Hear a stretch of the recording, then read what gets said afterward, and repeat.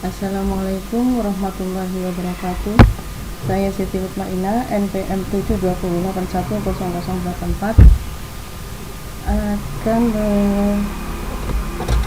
menampilkan analisis hukum tentang administrasi pemerintahan.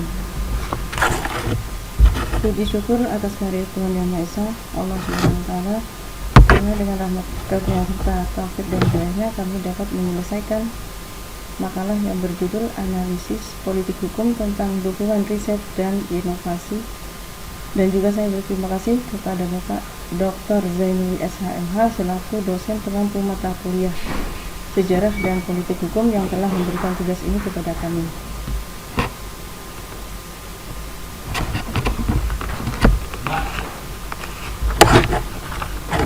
Latar belakang masalah yang pertama itu definisi perundang-undangan, yang kedua tentang pengertian Omnibus Law.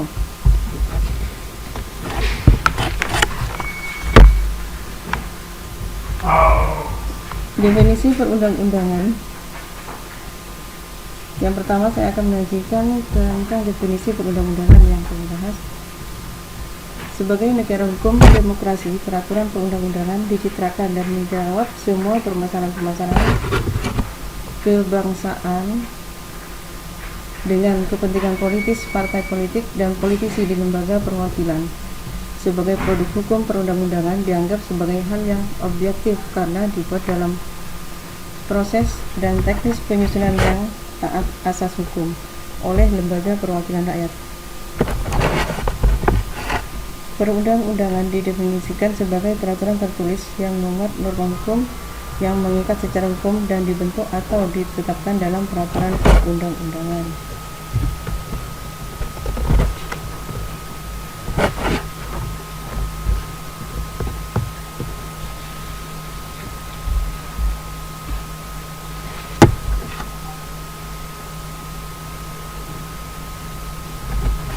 Terus yang kedua tentang pengertian Omnibus Law.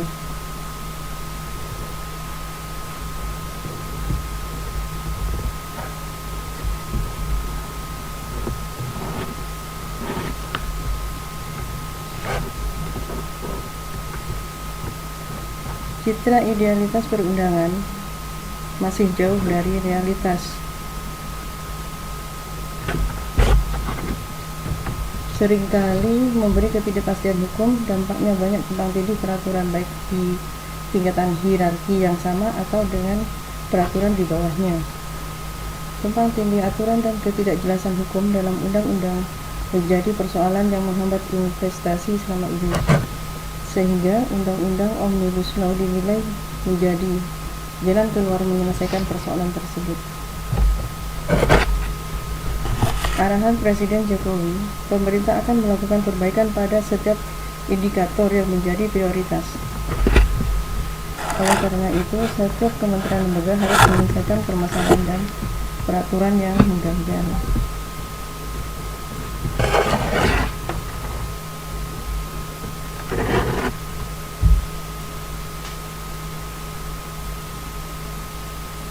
Pada dasarnya, Omnibus merupakan metode penyusunan peraturan perundang-undangan yang bertujuan untuk mengubah, mencabut, dan atau memberlakukan ketentuan beberapa peraturan perundang-undangan melalui satu produk peraturan perundang-undangan. Metode ini sudah lazim digunakan oleh negara lain, terutama negara-negara yang menganut sistem common law. Tidak diketahui secara pasti kapan Omnibus Bill pertama kali diperkenalkan, namun Inggris diketahui merupakan salah satu negara pertama di dunia yang menggunakan metode Omnibus ketika Statute Law Revision Act dan Budget Finance Bill mulai diperkenalkan sejak tahun 1860-an.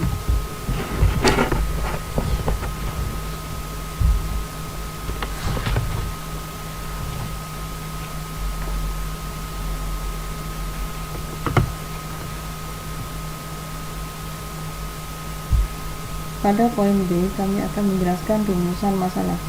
Yang pertama, mengapa harmonisasi hukum perundang-undangan dari common law Omnibus Law sangat penting dalam menjawab perkembangan sistem hukum pemerintahan di Indonesia. Yang kedua, bagaimana implementasi konseptual Omnibus Law yang seharusnya dalam tata hukum perundang-undangan. dalam tata hukum perundang-undangan sistem pemerintahan yang baik di Indonesia.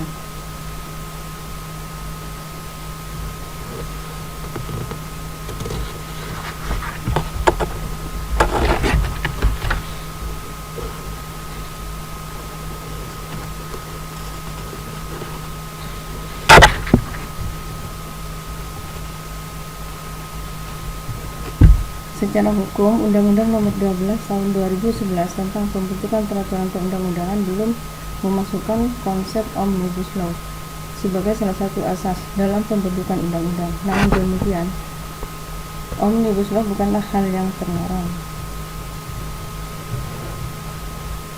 Menilik benang merah historis walaupun masih terdengar asing, namun bukanlah hal yang benar-benar baru.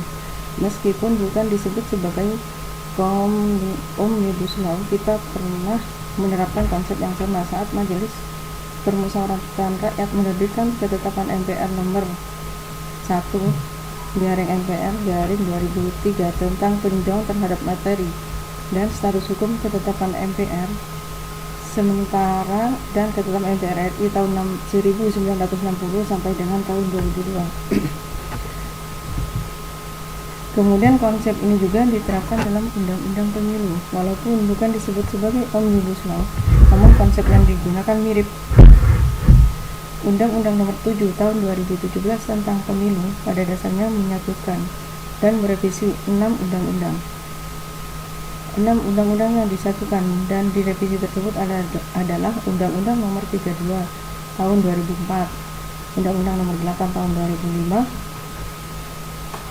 Undang-Undang Nomor 12 Tahun 2008, Undang-Undang Nomor 42 Tahun 2008, Undang-Undang Nomor 15 Tahun 2011, dan Undang-Undang Nomor 8 Tahun 2012. Jauh sebelumnya, Omnibus Law juga dipraktikkan oleh Indonesia dalam menyederhanakan sekitar 7.000 peraturan peninggalan Belanda menjadi sekitar 40 peraturan.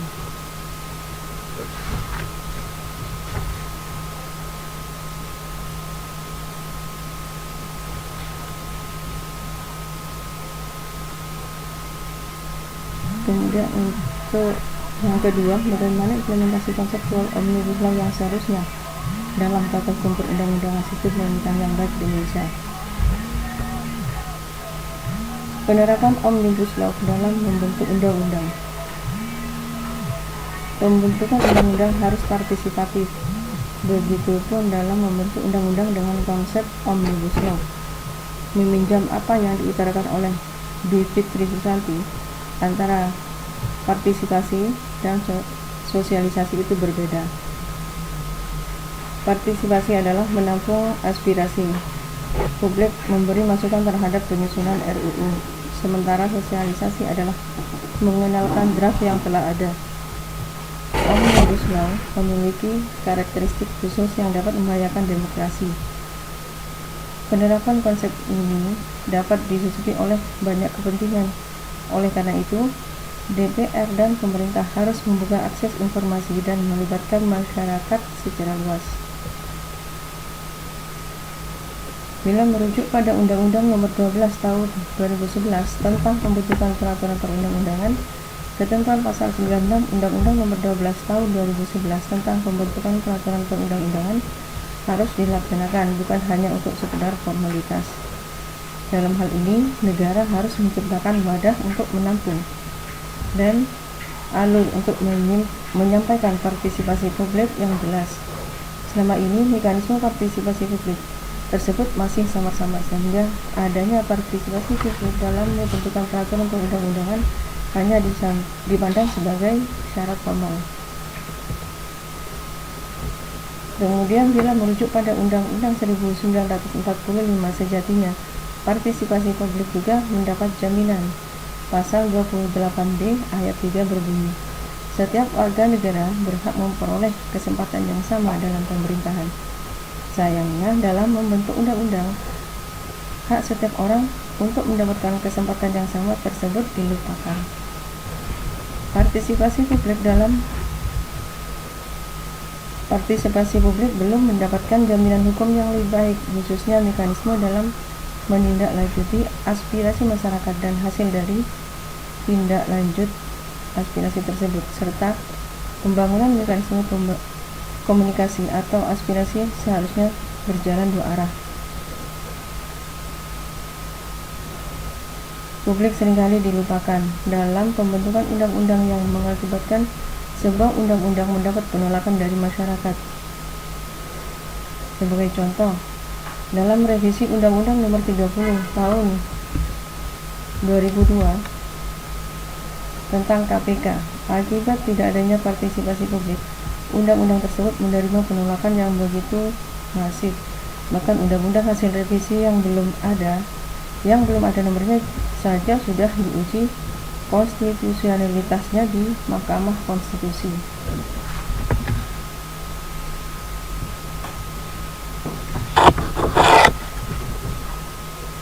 Secara formal, pasal 96 Undang-Undang Nomor 12 Tahun 2011 tentang pembentukan peraturan perundang-undangan telah memberikan jaminan bagi warga negara untuk terlibat dalam proses penyusunan peraturan perundang-undangan di legislatif.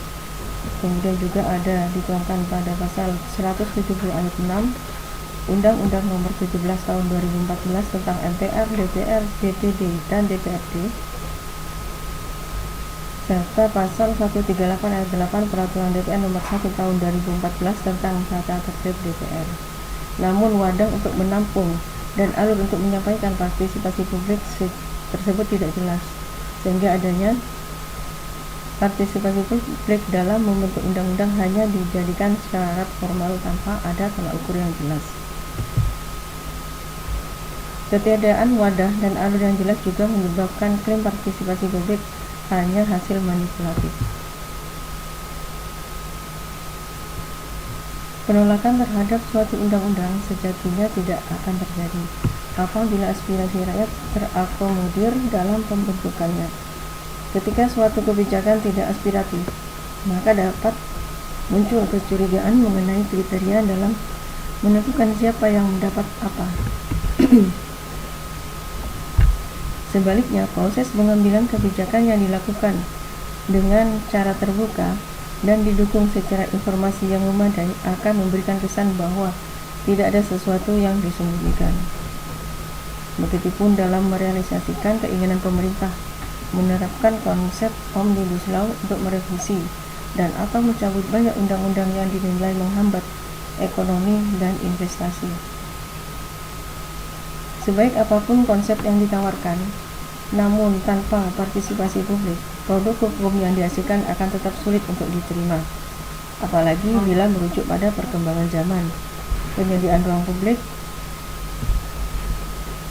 atau adanya partisipasi masyarakat merupakan tuntutan yang mutlak sebagai upaya demokratisasi. Masyarakat sudah semakin sadar akan hak-hak politiknya, sehingga pembuatan peraturan perundang-undangan tidak dapat lagi menjadi wilayah dominan birokrat atau parlemen. Meskipun partisipasi masyarakat ini terlalu ideal dan bukan jaminan bahwa suatu undang-undang yang dihasilkannya akan dapat berlaku efektif di masyarakat. Tetapi setidaknya langkah partisipatif yang ditempuh oleh lembaga legislatif dalam setiap pembentukan undang-undang akan mendorong masyarakat untuk menerima hadirnya suatu undang-undang.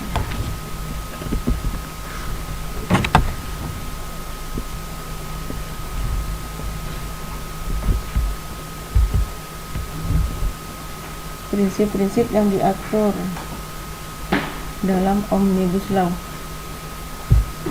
Sebagaimana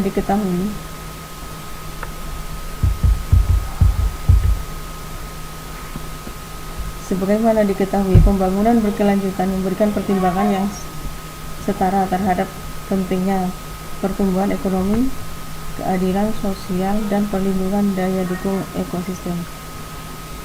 Rancangan Undang-Undang Cipta Kerja dinilai terlalu condong kepada pertumbuhan ekonomi dan dapat mengorbankan aspek perlindungan daya dukung ekosistem dan keadilan sosial untuk kepentingan generasi saat ini.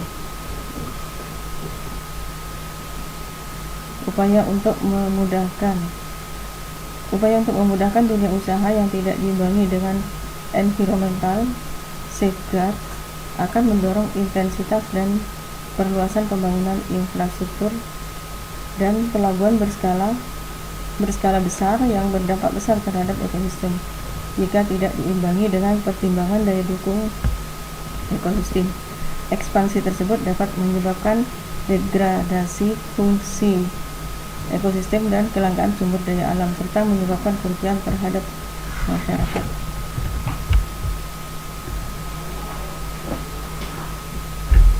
Harmonisasi hukum perundang-undangan dari Common Law, Omnibus Law sangat penting dalam menjawab perkembangan sistem hukum pemerintahan Indonesia. Pada kenyataannya, beberapa negara di dunia ini sudah menjalankan dan menerapkan Omnibus Law seperti di negara Amerika.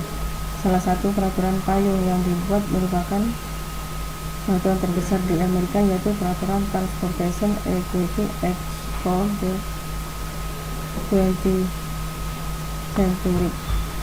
Adalah undang-undang pengganti dari Intermodal Surface Transportation Efficiency. Bentuk lain dari Omnibus Law di Amerika juga terdapat dalam Omnibus Trade and Competition Act tahun 1988 (OCTA). OCTA ini disusun dalam rangka untuk memperbaiki defisit neraca perdagangan Amerika Serikat pada saat itu. OCTA tersusun atas 10 bab, 44 subbab, dan 10.013 pasal.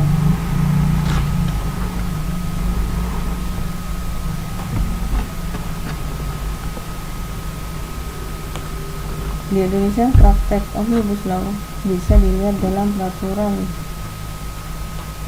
Perundang-undangan Nomor 1 Tahun 2017 tentang akses informasi keuangan untuk kepentingan perpajakan, junto Undang-Undang Nomor 9 Tahun 2017, Undang-Undang Nomor 23 Tahun 2014 tentang pemerintahan daerah.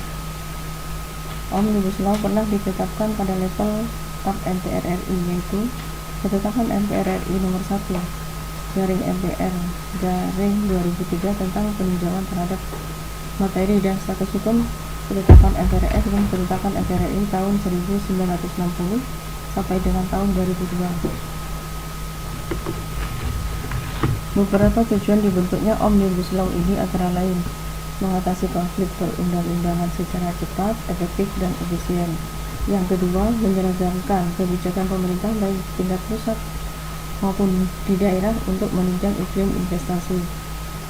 Yang ketiga, pengurusan perizinan lebih terpadu, efisien, dan efektif. Yang keempat, mampu memutus rantai birokrasi yang berlama-lama.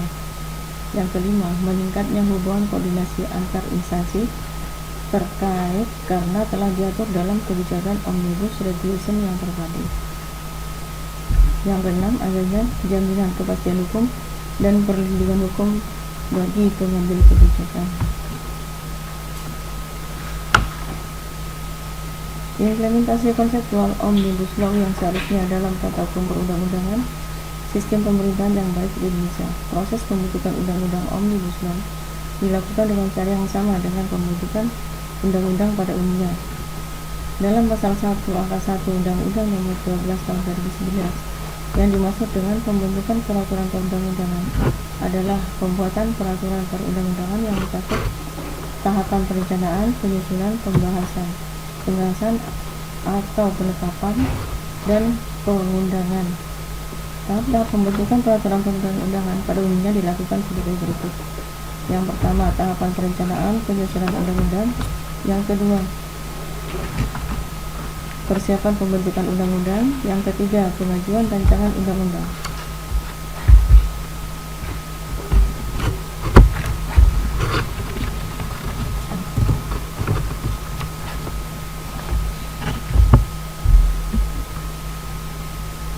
Sebagai bab penutup adalah kesimpulan.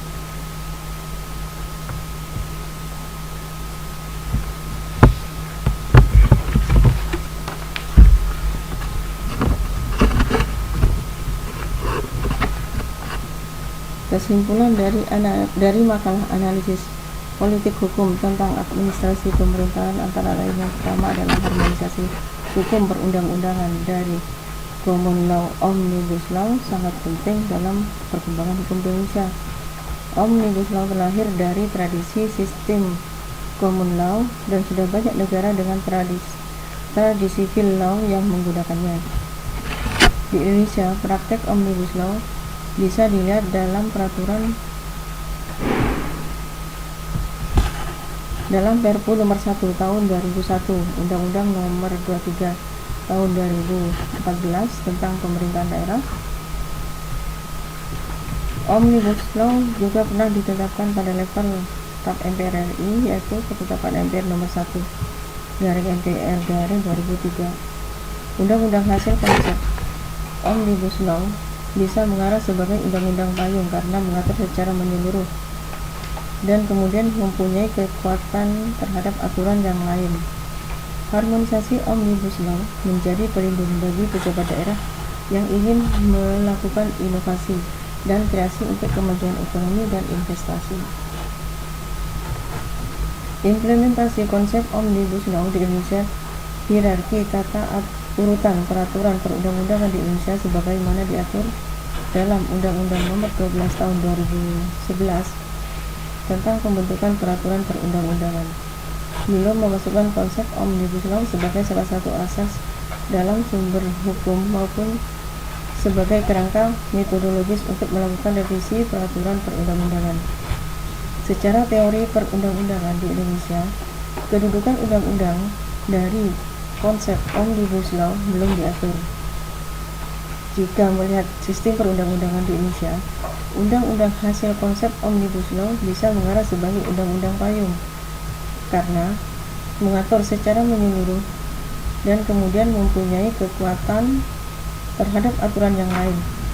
Tetapi Indonesia justru tidak menganut undang-undang payung karena posisi seluruh undang-undang adalah sama, sehingga secara teori perundang-undangan kedudukannya harus diberikan legitimasi dalam Undang-Undang Nomor 12 Tahun 2011 tentang pembentukan peraturan perundang-undangan. Namun, jika tidak dimungkinkan melakukan perubahan Undang-Undang Nomor 12 Tahun 2011, tetapi jika ketentuannya umum akan menjadi soal jika dibenturkan dengan asas lex specialis derogat.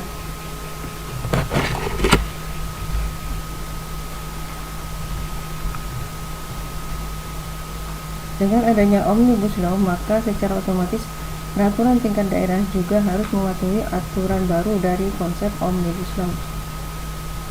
Omnibus Law dalam bentuk undang-undang bukan undang-undang pokok, tetapi undang-undang yang setara dengan undang-undang lain yang seluruh atau sebagian ketentuannya dirubah atau dihapus dengan membuat norma baru.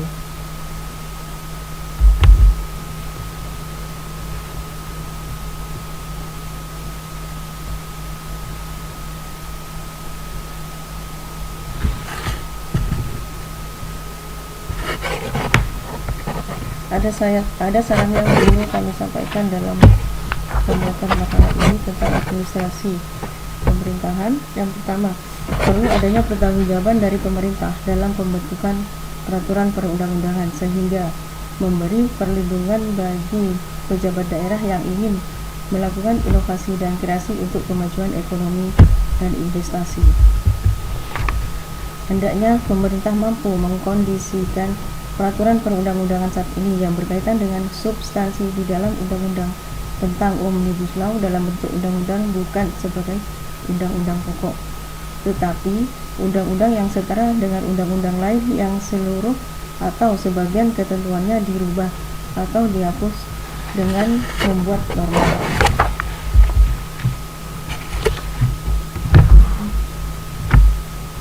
Demikian makalah ini kami sampaikan. Kurang lebihnya kami ucapkan terima kasih. Assalamualaikum warahmatullahi wabarakatuh.